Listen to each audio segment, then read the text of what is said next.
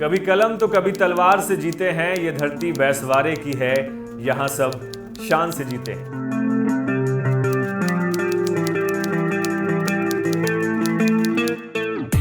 अवध के आखिरी बादशाह वाजिद अली शाह के हाथों से सत्ता छिन गई थी। अंग्रेजों ने उन्हें गिरफ्तार करके कलकत्ता भेज दिया था और इसके ठीक 6 दिन बाद 17 फरवरी 1856 को अंग्रेजी जनरल लॉर्ड डलहौजी ने अवध को अंग्रेजी सीमा में मिलाने की घोषणा कर दी थी।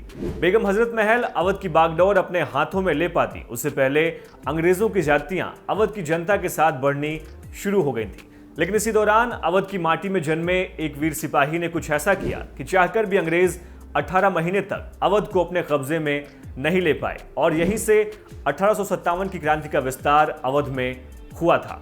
नमस्कार, आप देख रहे हैं हमारा खास प्रोग्राम क्रांतिकारी यूपी के, जिसमें आज हम बात करेंगे यूपी के कैसे जननायक की, जो किसी के लिए अवध केसरी है तो किसी के लिए यूपी का महाराणा प्रताप, जिसे कभी बेगम हजरत महल ने दिलेरे जंग का खिताब दिया, तो जिसके बारे में पहली बार अंग्रेज सिपाहियों ने कविताएं लिखी। मेरा नाम अनुराग है और आज हम अपने यूपी के क्रांतिकारियों के सीरीज में आपको बता रहे हैं 1857 की क्रांति के नायक अमर बलिदानी राणा बेनी माधव सिंह के बारे में, जिनकी आज 218वीं जयंती है और खुद यूपी के मुख्यमंत्री आज उनके जयंती समारोह में शामिल होने के लिए रायबरेली के दौरे पर गए हुए थे। 11 फरवरी 1856 को जब वाजिद अली शाह को गिरफ्तार किया गया तो उस समय रायबरेली जिले की बैसवारा रियासत शंकरपुर के राजा थे राणा बेनी माधव। तीर तलवार और भाला चलाने में बेजोड़ राणा बेनी माधव के इलाके में तूती बोलती थी। घुड़सवारी कला उनमें अद्भुत थी और उनके इन्हीं गुणों को देखकर शाह अवध का नाजिम भी उनसे लगान की डिमांड नहीं कर पाता था। शुरुआत में थोड़ी नानुकुर हुई, पर जब राणा बेनी माधव की काबिलियत के बारे में वाजिद अली शाह को मालूम चला तो दोनों की मित्रता होगी। नवाब वाजिद अली शाह ने उन्हें बैसवारा जिले का नाजिम यानी कि प्रबंधक बना दिया और इसका फायदा ये हुआ कि अवध के नवाब वाजिद अली शाह के राजस्व में काफी इजाफा हुआ। यही वजह थी कि जब अंग्रेजों ने वाजिद अली शाह को गद्दी से हटाकर उन्हें गिरफ्तार किया तो राणा बेनी माधव को बड़ा झटका लगा। अंग्रेज अब नए कानून के जरिए जमींदारों की जमीन हड़प रहे थे, किसानों को जमींदारों के खिलाफ भड़का रहे थे और उन्होंने शंकरपुर रियासत के भी करीब 100 से अधिक गांवों को अपने कब्जे में ले लिया।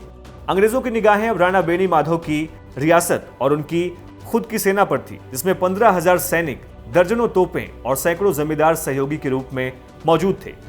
लेकिन जननायक राणा बेनी माधव की ताकत देखकर अंग्रेज सिपाही पीछे हट गए। 30 मई 1857 की रात जब लखनऊ में क्रांति की शुरुआत हुई तो अपनी सेना के साथ बेगम हजरत महल की मदद के लिए मौजूद थे।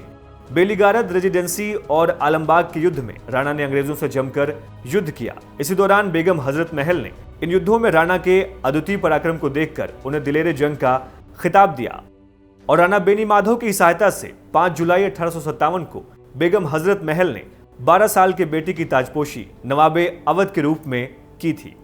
राणा बेनी माधव की इसी वीरता का बखान करते हुए एक लोकगीत आज भी खूब प्रचलित है, जिसके बोल कुछ ऐसे हैं।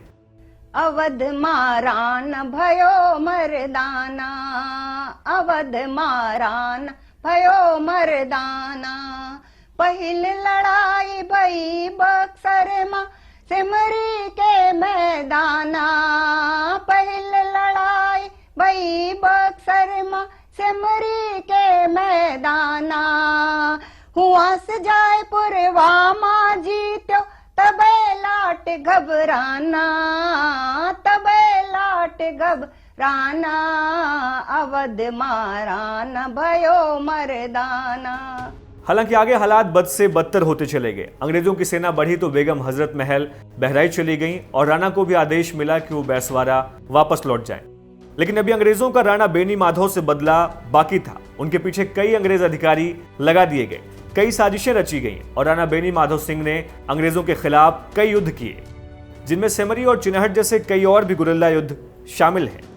राणा बेनी माधव सिंह के अंतिम दिनों को लेकर कई बातें सामने आती हैं। कुछ लोग कहते हैं कि वो आखिरी समय में मलेरिया बीमारी से पीड़ित थे और इसी वजह से उनकी मृत्यु हो गई, जबकि कुछ का मानना यह है कि वो वेश बदलकर अपने वतन शंकरपुर आए। जबकि अंग्रेज अधिकारियों ने राणा बेनी माधव सिंह के अंतिम दिनों के बारे में जो बातें बताई वो ये थी कि वो यहाँ से नेपाल चले गए और वहाँ नेपाल नरेश राणा जंग बहादुर की सेना से लड़ते हुए मारे गए। राणा बेनी माधव सिंह शहीद हुए या उनकी स्वाभाविक मृत्यु हुई, इस पर बहस होती रहेगी, पर राणा बेनी माधव सिंह बैसवारा और अवध ही नहीं बल्कि पूरे हिंदुस्तान की शान है। तो बारी है आज के सवाल की। आपको ये बताना है कि क्या आप 1857 की क्रांति में राणा बेनी माधव सिंह के इस योगदान के बारे में पहले जानते थे, और आप जिस एरिया में रहते हैं क्या वहां पर भी ऐसे और भी गुमनाम नायक मौजूद हैं? उनके बारे में हमें इस वीडियो के कमेंट बॉक्स में लिखना ना भूलें। यूपी जुड़ी और तमाम लेटेस्ट खबरों की अपडेट के लिए देखते रहिए हमारे चैनल बातें यूपी की।